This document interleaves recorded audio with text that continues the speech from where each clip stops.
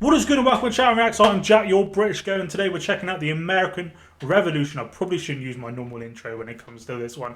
This is OverSimplified?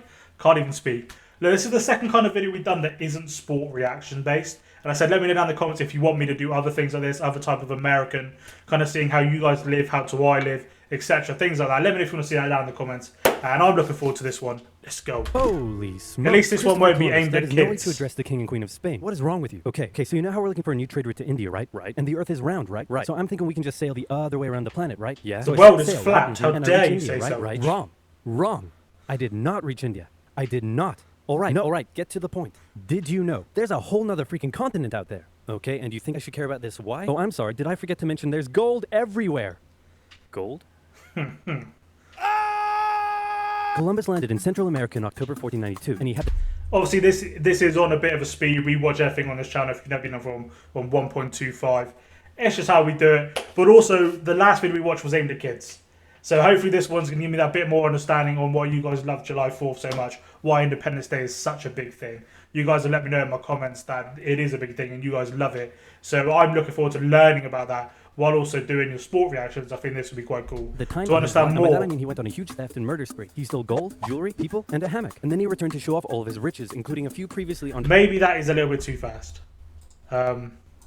Let's scale that back a little bit because I don't have a fucking clue what he said. I'll do. Discovered items such as tobacco, the pineapple, turkeys, and a hammock. Now I know what you're thinking, but oversimplified, Columbus didn't discover America, the Vikings did. And you'd be partially right. In the 11th century, Leif Erikson was the first European. Well, to there land was in people America. there But before, hey, wasn't if you there? love Vikings so much, then why don't you check out today's sponsor? Vikings War of Clans is a mobile.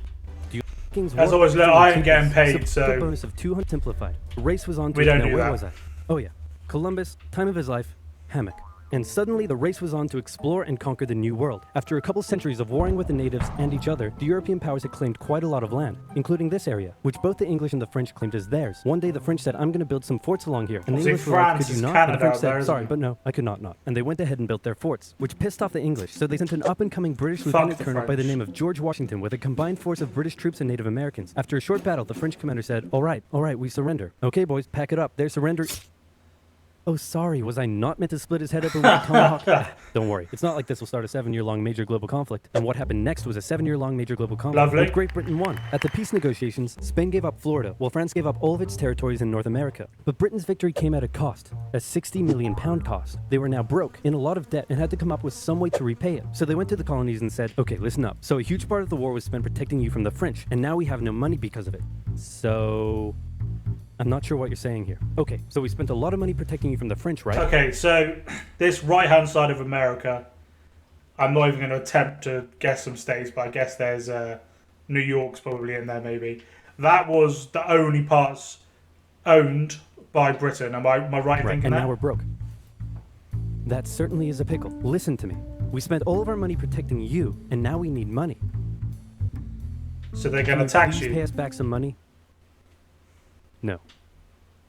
Okay, we're just going to go ahead and tax you. In 1764, Britain introduced the Sugar Act, forcing the colonists to import sugar and molasses exclusively from the British and to pay duties on them. Then a year later, they introduced the extremely controversial Stamp Act, and it worked. Is a that little yellow something Mexico? Like this. Hello, shopkeep. Hello, Mr. Bungleberry. Here's the deed for your new shack. Stamp. That'll be 3 pence, please. Wait, what was that? It's a new tax. I get a stamp on any paper or documentation I make, and you have to pay for it. Would you like to see this pamphlet that explains everything? Yes, please. Okay. Stamp. 2 pence, please. This is awful. You know what? Just give me a deck of cards so I can go gamble my pain away. Okay. No. Don't do it. Stamp. Is that stamp Obviously, the duty? colonists I've were heard like, that a "Hey, few my times. dudes, this new They tax like to do legislation with right here, America. this is BS. Until now, they had enjoyed relative freedom to rule themselves, and now suddenly Britain was asserting its control. They were especially unhappy because they didn't have any representatives in the parliament that was levying taxes on them. So they protested. Orators gave fiery speeches. British goods were boycotted, and anyone loyal to the British found themselves increasingly harassed. The whole thing actually began to take quite a toll on British Another business, potentially silly question, and we're not going to pause it too many times, but were not all these people that are there in America at this point, are they not English? No way a whole generation has spanned. So, or am I wrong? Let me know down After below. just a couple years, the British were forced to repeal the Stamp Act. But we still desperately need money. What should we do? We could try taxing the colonies. Great idea. Wait, didn't we literally just try that and it failed miserably? Man, look at me. I look fabulous. Have you ever seen such a handsome boy? No siree, Georgie. No way. You're the handsomest, smartest, most popular king that ever lived, and everybody likes you. You're doing such a good job. Your Majesty? Oh, you're still here. Get the hell out. So in I can imagine this is 1766, what the Charles British made is a like. declaration saying, we can do what we want because Right we're in now. charge, and you can all go suck it. Then they levied a whole bunch of new taxes on the Americans via import duties. Glass? There's a tax for that. Lead? There's a tax for that. Paper? Tea? Oil? There's a tax for that. Like, And I once get again, the it, but Americans you wouldn't boycotted go British goods, too British far. business felt the pinch, and the British had to back down.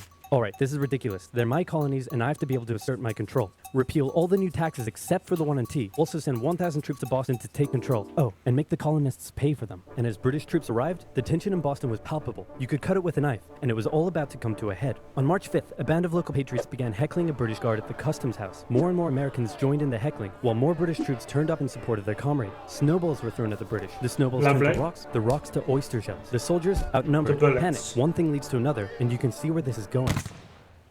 Great. 5 civilians were killed. The Patriot press throughout the colonies declared the Boston Massacre an unwarranted crime. Controversial. They deserved it, no? No. I don't. It's hard.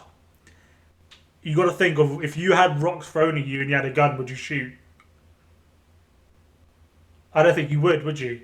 I don't think you would. Crime committed against the people of Boston by the cruel British, and the anger continued to grow. A British revenue schooner that ran aground in Rhode Island was burned by the locals. When it came to light that the governor of Massachusetts supported the suppression of the colonists, Like, I his don't house was burned by blame the locals. Americans And next, for their- the the way colonists they're would set their acting. I sights don't on the blame remaining them. tax on tea. On December 16th, 1773, a band of patriots known as the Sons of Liberty, disguised themselves as Native Americans, marched down to Boston Harbor, boarded a British merchant ship loaded with tea, and in front of thousands of spectators, threw nearly 10,000 pounds worth of tea overboard. The British were disgusted. Hey, and you they gotta- punished Massachusetts with a vengeance. you gotta They applaud dissolved the this General tactic. Assembly, revoked their charter, and sent 3,000 more troops to occupy the city, meaning Boston and Massachusetts were now essentially under the direct rule of Great Britain. And oh boy, were the people pissed. The other colonies saw what was happening and worried they might be next. So they called a brain trust to decide what to do. 56 delegates from 12 colonies gathered and met in Philadelphia at the First Continental Congress, and the roll call read like a who's who of America's finest thinkers. I'm talking lawyers extraordinaire Johnny A. and Johnny J, experienced military commander George Washington, businessman and future Wasn't George Washington, from what they showed earlier, is he not English? He led the thing against France. Was he not English? alcoholic beverage Samuel Adams, fiery orator Patty H, guy who married a rich lady Big J Dickinson. And while they weren't present at the first Big Congress, Dick seniors John. like James Madison, Benjamin Franklin, Thomas Jefferson, and much later Alexander Hamilton would all serve time in the Continental Congress. The question now, though, was what Isn't to do there about the a British. player After for much bitter Alexander debate and Hamilton? disagreement, they eventually agreed Called on an Hamilton. amazing solution. They would Obviously. simply ask the British to stop. Can you stop?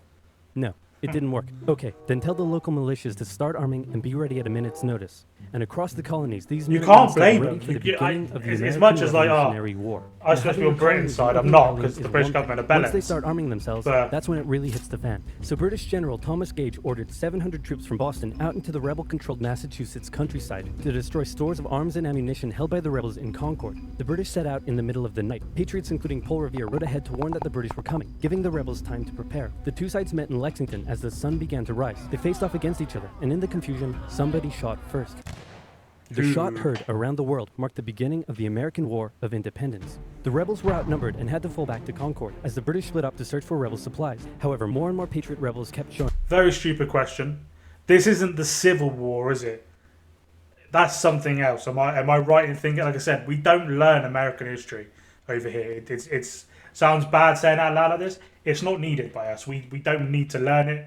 I'm only learning it because my audience are you're American. I want to know more about how your life is, how you guys live, all these type of things. So we don't learn about this at school at all.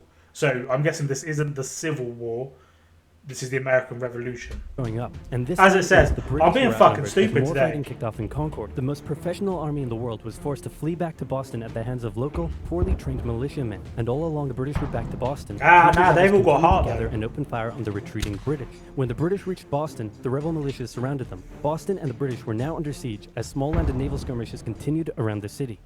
and the British would suffer another embarrassing blow, this time in upstate New York. Colonel Benedict Arnold concocted a plan to take the British stronghold Fort Ticonderoga, which held a large amount of guns and ammunition. He set off towards the fort alone, hoping to recruit men along the way, when he came across the Green Mountain Boys, led by Ethan Allen, who, as it turned out, had the exact same plan he did. So they decided to work together. But I'm in charge. No, I'm in charge. No, I'm in charge. No, I'm in charge. No, I'm in charge. No, I'm in charge. No, I'm in charge. This went on for some time, until the Green Mountain Boys threatened to go home, and Arnold had to concede. The group raided the fort at night while the Redcoats were asleep, and they caught them completely by surprise, taking the fort and all of its munitions with almost no resistance. Wow, great job, Ethan. Very impressive. By the way, what happened to that other guy we sent to take the fort? Who?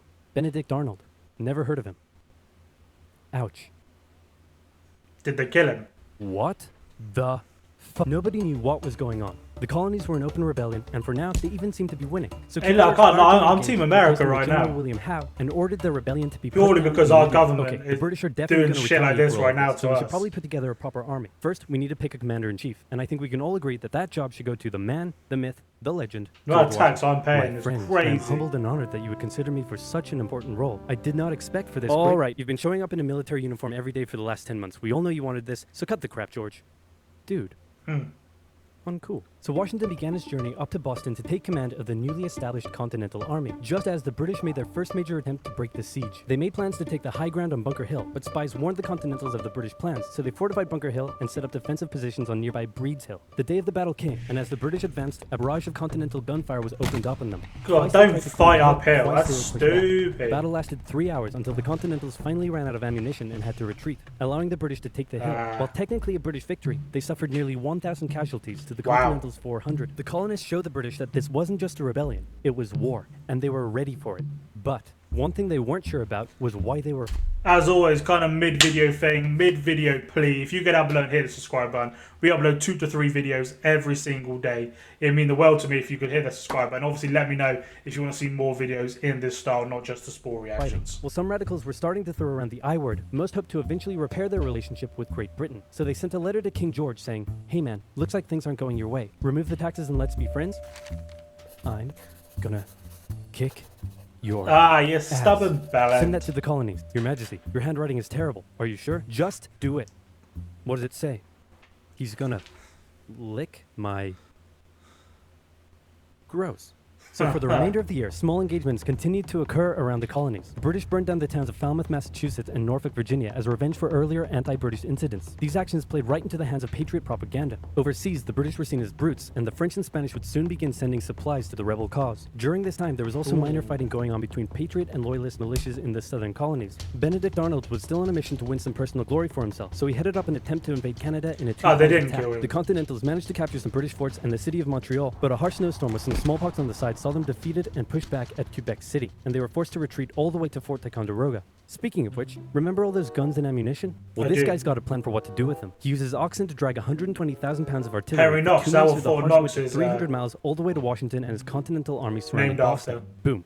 Washington's got himself some big Ooh. guns, which is fortunate because up until now Nearly his as army strong had been as suffering me. through the cold winter, not knowing when the siege would end. Now they could make a move. Washington wanted to launch a full assault on the city, but his junior officers felt the British were too fortified, and to his credit, Washington was great at hearing and taking on board the ideas of others. Instead, the Continentals worked through the night, setting the guns up on Dorchester Heights, overlooking the city, and when dawn broke and the British saw the guns, they knew they were toast. Their positions were completely exposed. It was checkmate. They had no choice but to abandon the city. 120 ships carried 9,000 redcoats and 2,000 loyalists away to an unknown fate, and Washington had his first victory of the war. Washington then moved his army to New York, knowing that when the British returned, they would probably land there. In the meantime, a friendly-looking old man by the name of Thomas Paine had written and published a pamphlet called Common Sense, in which he advocated for total independence from Great Britain. It spread across the colonies like wildfire, and to this day remains the best-selling title in America. It was read aloud in taverns and meeting halls, and brought the idea of independence into the mainstream. Congress began to seriously consider the Again, idea. I don't- Thomas I Jefferson don't was blame selected to them write up an for it. official Declaration of Independence, and he went hard, writing that all men are created equal, with certain inalienable rights, including life, liberty, and the pursuit of happiness. Of course, Jefferson had over 100 slaves, but we don't have to talk about that. On the 2nd of July, Congress voted unanimously in That's favor of crazy. independence, and John Adams declared that the 2nd of July would go down as the most remembered day in American history. Then a couple days later, independence actually came into effect. The United States of America was born. There was no turning back now. The Americans tore down a statue of King George in New York and melted him down into 42,000 musket balls. To the British, it was Fair enough. treason. And if the king had his way, Washington and all of Congress would be hung.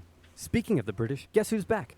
The king sent an intimidating force of 130 warships and 25,000 men to New York. Washington knew that taking on the most powerful military in the world wouldn't be easy. The British set up camp on Staten Island as the Americans dug into defensive positions around Brooklyn. That's what I'm thinking though. Like, surely, again, the resources are probably a month away by boat, I'd imagine, if not more.